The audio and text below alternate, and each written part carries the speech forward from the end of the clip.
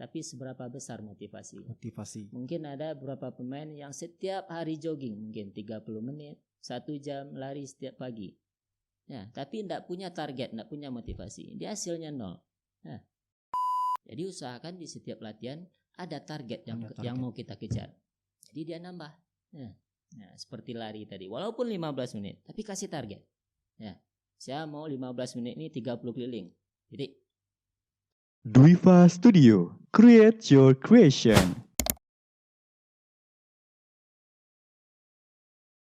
Halo Sobat Dwiva, kembali lagi di Dwiva Studio. Perkenalkan, nama saya Ando. Saya kali ini menjadi host di Dwiva Studio. Saya kali ini tidak sendirian, saya bersama Bang Yudi Fatra. Halo Bang Yudi Fatra. halo Ando. Bang Yudi Fatra ini adalah salah satu mantan pemain timnas futsal putra Indonesia juga.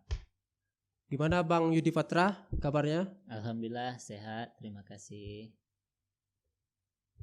Kesibukan Abang dalam minggu-minggu ini kalau boleh tahu apa Bang? Alhamdulillah sekarang lagi masa persiapan di futsal Kabupaten 50 Kota, yaitunya untuk Linus nanti di awal bulan Maret ini. Insya Allah tanggal 5 kita akan bertanding. Jadi sekarang sibuk melatih tim. Untuk latih tim itu Abang ada penetapan umur atau gimana Abang untuk pertandingan nanti? Oke, memang untuk Linus ini memang keputusan dari pusatnya memang ada setiap tahunnya dibatasi tahun kelahiran. Kebetulan yang sekarang ini berkisar di tahun 98 ke atas. Untuk tujuan kini kita masuk ya Bang untuk dalam karir Abang. Ya. Abang dalam futsal atau sepak bola itu Abang mulai dari sepak bola dulu atau futsal dulu Bang? Kalau boleh tahu. Awal mulanya dari sepak bola. Sepak bola. Jadi ceritanya dulu sekolah di Padang ya. Sekolah di Padang, mulai meniti karir itu mulai dari SSB Semen Padang. SSB Semen Padang. SSB Semen Padang. Lanjut ke tingkat usia 15, 16 Piala Suratin ya, sampai terakhir di U21 Semen Padang. U21 Semen Padang. Ya. Untuk futsal Abang mulai karir itu kapan Bang? Ya, setelah di U21 Semen Padang mungkin rezekinya di futsal ya. Baru-baru masuknya futsal di Kota Padang waktu itu, jadi saya mencoba untuk meniti karir lagi di futsal. Jadi dua-duanya tetap jalan ya. Dan ternyata alhamdulillah di futsal terus berkembang ya, sampai akhirnya masuk ke tim PON Sumbar, juga sampai akhirnya 2013 masuk timnas Indonesia yang saat itu bertanding di Korea Selatan. Korea Selatan. Ya. Untuk PON itu Abang, saya baca berita Abang dapat emas ya Bang ya? Iya. Itu di Riau ya Bang? Iya, di PON Tembilahan 2012 itu ya, di Riau ya. Gimana tuh Bang perasaannya mendapatkan emas pada turnamen itu Bang? Ya, memang dalam persiapan awalnya kita mulai persiapan di PON Sumbar itu 2010 ya. 2010 sampai ke 2012 itu di PON 2012 rentang waktu itu kita sering mengikuti turnamen di Jakarta ya. Membawa nama Sumbar. Sumbar. Ada itu Piala Emas Indonesia, ada My Futsal turnamen internasional di Jakarta. Alhamdulillah kita selalu mendapat juara di sana. Ya, dapat juara sampai akhirnya puncaknya kita medali emas di PON Tembilahan di Riau melawan DKI waktu itu. Kalau untuk prestasi Abang dalam Liga Futsal selama ini, kalau boleh tahu itu apa aja Bang? Iya, jadi setelah masuk ke timnas futsal ya 2013 juga saya masuk ke tim Liga PLN ya, Elektrik PLN waktu itu, yang juga 2013 yang alhamdulillah juga waktu itu juara ya. PLN ya. Setahun itu saya main di liga, akhirnya memutuskan pensiun dan langsung ambil lisensi kepelatihan. Ya. Awal mula Abang jadi seorang pelatih berarti dari situ ya Bang? Ya, dari situ. Pahitnya dalam dunia sepak bola atau futsal yang pernah Abang alami apa aja Bang? Nah, mungkin kalau mungkin ada pertanyaan kenapa terlalu cepat menjadi seorang pelatih, ini sakitnya di sini. Kalau saya pribadi ya, saya sering mengalami cedera. Itu sih ya. Masalah terutama yang saya alami adalah sering rentan cedera. Ya, makanya saya ambil keputusan waktu itu untuk cepat pensiun dan langsung banting setir jadi pelatih. Ya, sampai sekarang saya melatih. Jadi pelatih ya Bang. Ya. Kalau untuk melatih itu Abang kalau boleh tahu selama Abang jadi pelatih, Abang pernah jadi melatih dari klub-klub mana aja tuh Bang? Untuk melatih, Abang pernah melatih untuk tim Porprov Kabupaten 50 Kota 2014 ya. Alhamdulillah waktu itu medali emas. 2016 medali perak juga di Porprov. Juga di 2016 itu jadi asisten pelatih PON Sumbar di Jawa Barat. PON Sumbar di Jawa Barat ya Bang? Iya. Tadi Abang ada bilang pergi Korea Selatan ya Bang? Iya, Korea Selatan. Itu ceritanya ke Korea Selatan tuh gimana tuh Bang? Bisa untuk bertanding ke sana? Ya, memang waktu itu kita persiapan SEA Games 2013 ya, untuk futsal putra Indonesia. SEA Games-nya di Thailand kalau tidak salah di akhir tahun. Jadi persiapannya itu mulai dari Januari 2013. Jadi ada 2 ajang ya. 2 ajang, ada AFF di bulan September, ada ASEAN Indoor Martial Art Game di Korea. Ya, di bulan April waktu itu. Ya, jadi berangkat ke Korea bulan April. Ya, masa persiapan untuk SEA Games-nya di akhir tahun. Di akhir tahun. Ya. Di sana gimana Bang? Ada dapat medali atau apa Bang? Oh enggak. 2 kali kita pertandingan di sana, 1 kali menang, 1 kali kalah. Kita kalah selisih kalau enggak salah. Lawan. Jadi 3 tim cuman di sana. Ada Cina dan Taipei. Ya. Jadi waktu itu Cina yang lolos sebagai juara grup. Ya. Kita runner up. Berarti lanjut ke Thailand Bang untuk enggak. Kalau itu Bang, kalau untuk jadi pelatih itu Abang kemarin mendapatkan lisensi kan Bang? Iya. Lisensi AFC. Iya. Lisensi AFC itu sendiri Abang dapat itu dari mendaftar kah atau gimana tuh Bang? Ya, memang ini program dari PSSI yang setiap tahunnya selalu membuka penataran pelatih ya, agar perfutsalan di Indonesia semakin berkembang. Ya, ada levelnya nasional, ada AFC. Biasanya untuk nasional itu umum ya, terbuka secara umum. Tapi khusus untuk AFC ini biasanya ada rekomendasi yang memang terkhusus untuk pelatih futsal saja. Biasanya mereka dari mantan timnas biasa direkomendasikan untuk penataran pelatih di FC ya. Jadi alhamdulillah saya dapatnya dari sana ya, karena mantan timnas jadi saya dapat rekomendasi untuk menimba ilmu, mendapatkan lisensi di FC seperti itu. Kalau lisensi dari kepelatihan itu ada waktunya nggak Bang?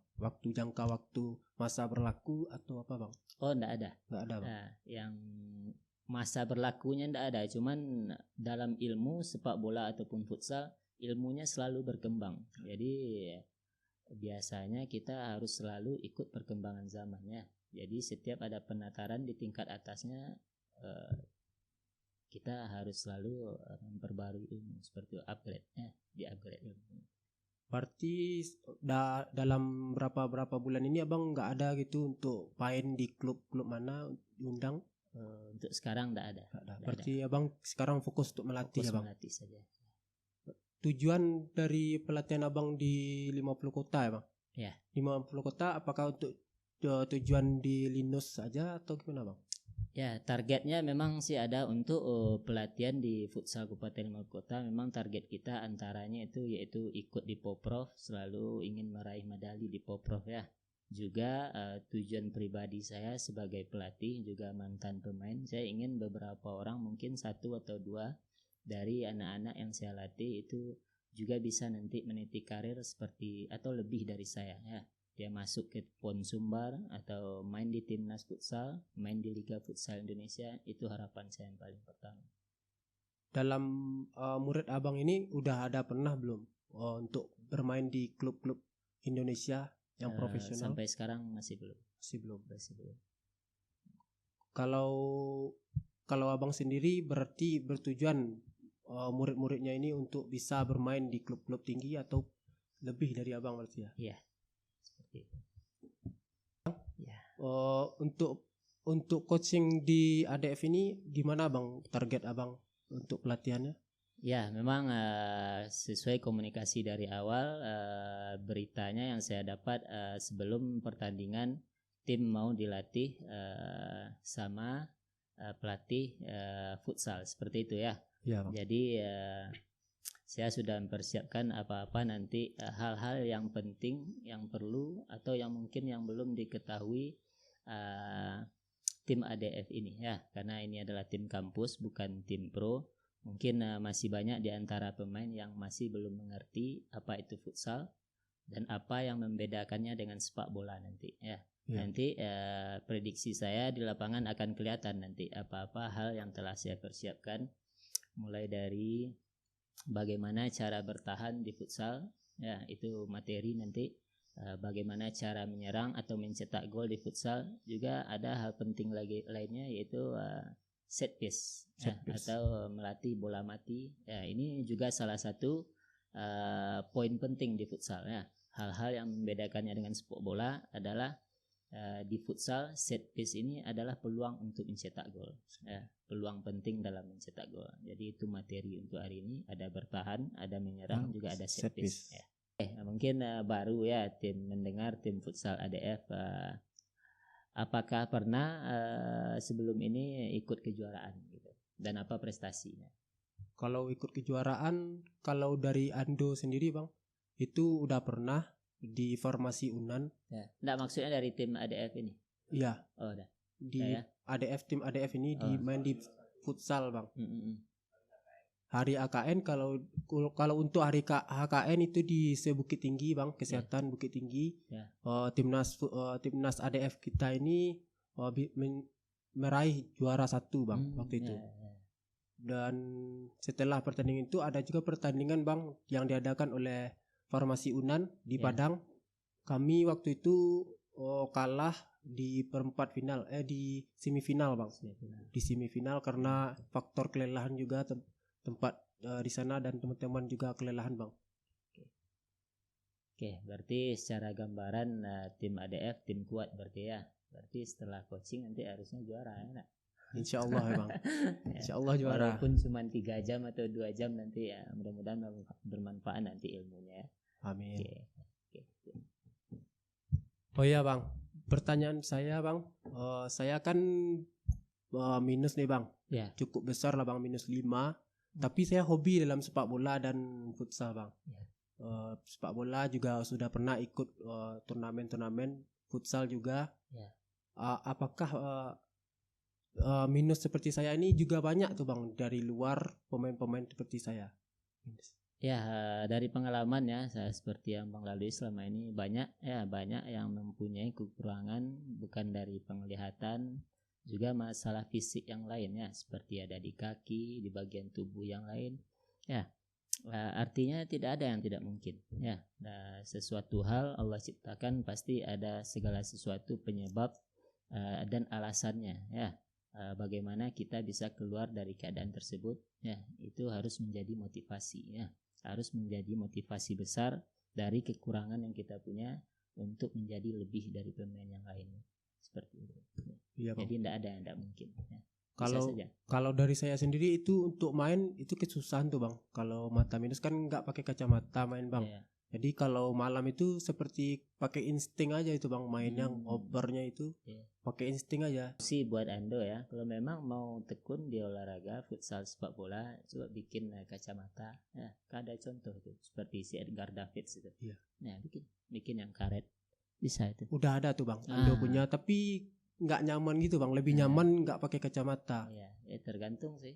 Kalau nyamannya, kalau memang bisa kelihatan bolanya, tidak ada masalah. Iya Bang. Kalau pertanyaan Ando lagi nih Bang, kalau dalam futsal itu apakah Abang bermain futsal untuk diri atau untuk tim Bang? Ya, futsal, sepak bola atau olahraga grup lainnya ya, kita harus mengutamakan tim ya. Memang kita ini bermain bersama, jadi manfaatkan individu untuk tim ya. Jangan jadi hebat, jadilah berguna.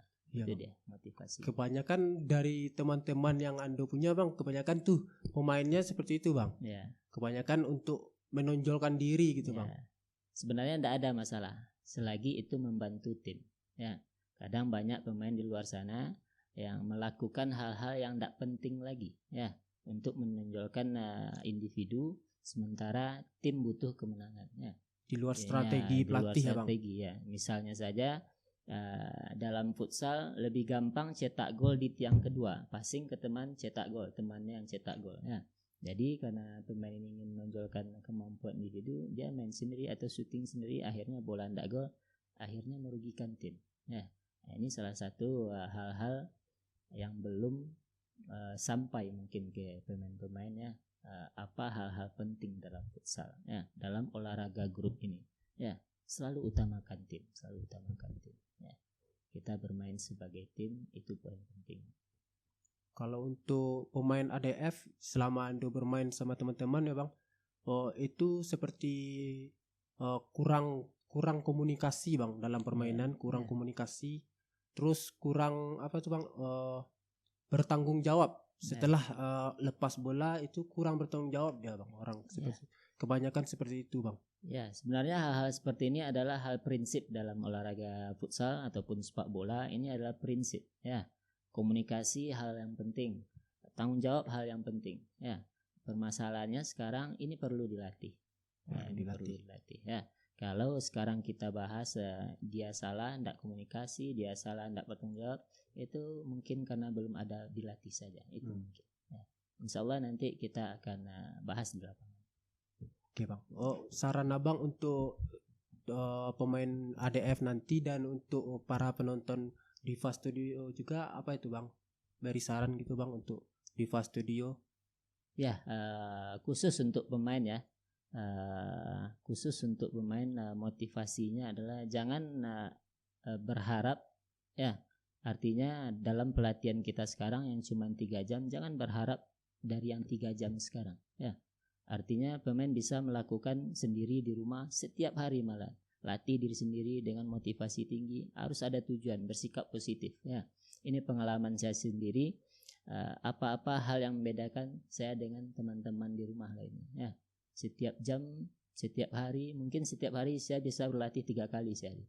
Itu yang beda dengan teman-teman yang lain, ya. Mungkin teman yang lain mungkin sore saja, tapi saya sudah mulai dari pagi, push up kah, jogging kah, siang saya mulai lagi latihan, tambah sore lagi, ya.